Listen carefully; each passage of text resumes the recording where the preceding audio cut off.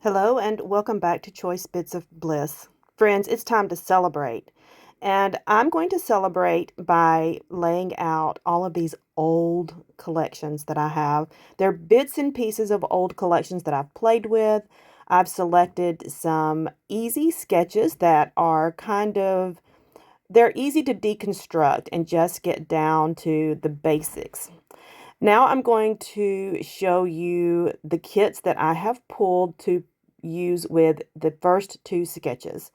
And they are, like I said, they are paper kits. They are bits and pieces of old collections that, I put them in my 30 Days of Sketches box, and I was not able to participate in March. So I kind of felt, what's the word?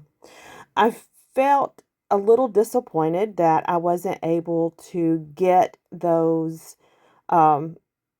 collections kind of dove into. That's what I want to say.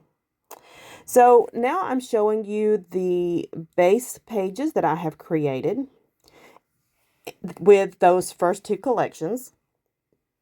No, sketches. Those first two sketches. And these came together so fast. When I tell you that I was able to just dive in, start making these, and I apologize for the background noise. My husband has decided to do some sawing, apparently. But um, I've also laid with some of the base pages the leftovers so that I can remember to use those pieces when I'm creating my page. When I'm finishing, doing all the finishing touches, I'm adding my photos. So my goal with this for International Scrapbook Day is if I do all of this prep work, when the weekend comes and I'm able to truly get into creating, my wish list for my husband has been, no interruptions, just 100% scrappy time. That's what I want. That this goes really quickly. I hope to get 30 layouts completed in a weekend. Now, granted, I've cheated. I've done all of this prep work, and the layouts are pretty much completed already. I don't have a lot that I need to do to them. So, other than, the finishing touches and, putting embellishments on there, uh, and the photos. But here's what I'm thinking. I rarely have time to do a lot of die cutting or stitching, and I'm thinking that if all of this, the cutting, the trimming, and laying out the sketch, if all of that is done for me, I've done all this prep work, then when it comes time for me to work on the layout, I'm going to be able to kind of kick back, slow down, and really focus on getting these layouts to the place that I want them to be. Now, this particular kit here from Bella Boulevard, I had pulled it in, and the more that I looked at it, I ended up not using it. And I put it back in my 30 Days of Sketches box because I really started liking the kit and wanted to play with it in a different way. I wanted to kind of focus on it just a little more. So that is one of the kits that I pulled initially and then decided to put back. I'm flipping through, showing you the papers for the second group. So I end up, spoiler alert, I end up doing 30 base pages. And I used in the process of doing that 78 papers. I am so stinking tickled about that. I can't even express in words how happy I am to get, you know, it's it's pieces of collections that I had even considered purging. And to get them to a point that I'm very happy with how the layouts turned out, how the bases have turned out, and I feel excited about completing these layouts makes me really excited. I I don't go through just wanting to purge just for purge's sake. It's not an easy process for me because I love paper. But when I've played with paper over and over and over again, and it is no longer exciting to me, that's when I decide, yeah, maybe I would like to do some purging. And um, I have purged a lot.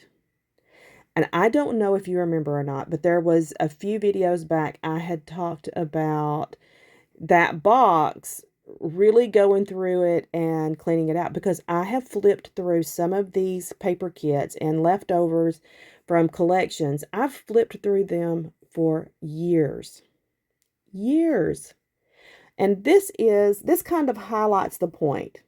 This time, during my creating process, I used a paper from Making Memories. Do you remember them? They were one of my absolute favorite companies back in the day. I finally used that paper, and it was from 2007.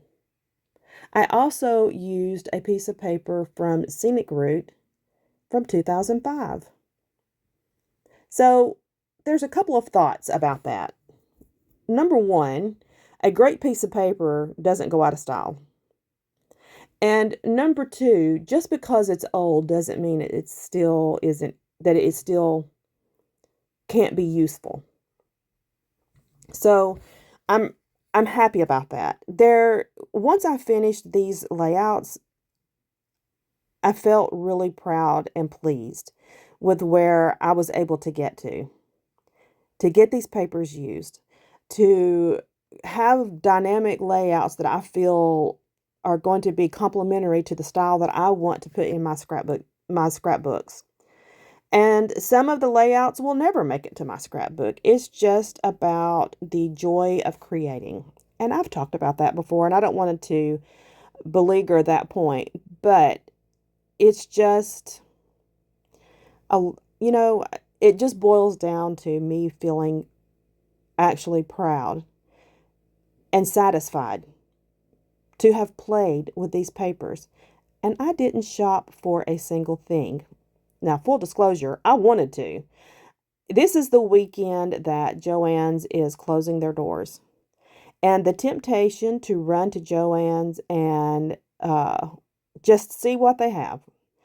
I know I would walk out buying things because I can't pass up a good deal. So I just had to remove myself from that situation. And this project, honestly, it came in clutch. It helped me move through those emotions because I was playing with my product. I was playing with things that I already own, and I did not need anything. I do not need anything. And I did not go shopping. So I'm excited about that.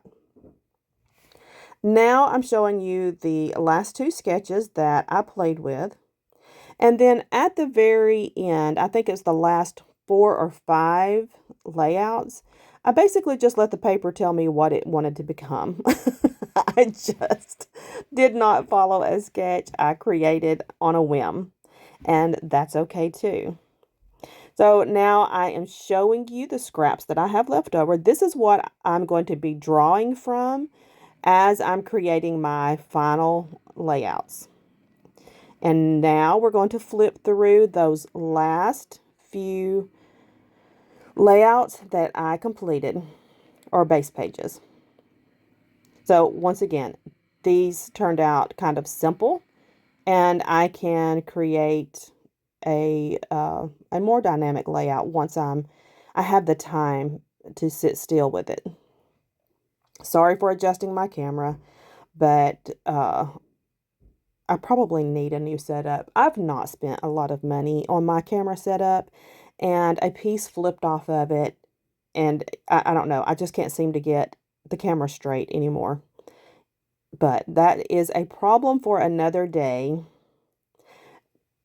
As much as I enjoy sharing on YouTube, um, and having these conversations with you all, the energy I place into creating videos is very, very low. I do not put a lot of energy or thought or planning into my videos, and it shows. It shows, my friends, but that's okay. I use this basically as a platform to just communicate and not really, uh, I'm not trying to be professional at this. And there are people who are amazing at it. I was talking to Teresa the other night, and I was telling her I was watching some of Janet's from RTS scrapbooking. I was watching some of her videos, and I was just blown away by how amazing her videos, just the process of creating the video, the planning that she put into her what she created. I was just blown away by it. She's so good. So, so good. I think it was the video, Paper Pad Party, the number 2, I think was the video that I was watching. I was like, my gosh, she put so much planning into and thought into what she was presenting and teaching. And she is a natural teacher. And I don't know that she has ever realized how very, very much she is appreciated. Okay, we are coming. I rambled, and I'm sorry for going down that rabbit trail, but I'm coming to the end of the video because I'm realizing I have already shown these base pages, and I don't need to show those again because they were shown previously. So, what are you doing for International Scrapbook Day? How are you celebrating? And this is just a way to do batch scrapbooking. So, come back. We'll chat again soon. Bye-bye.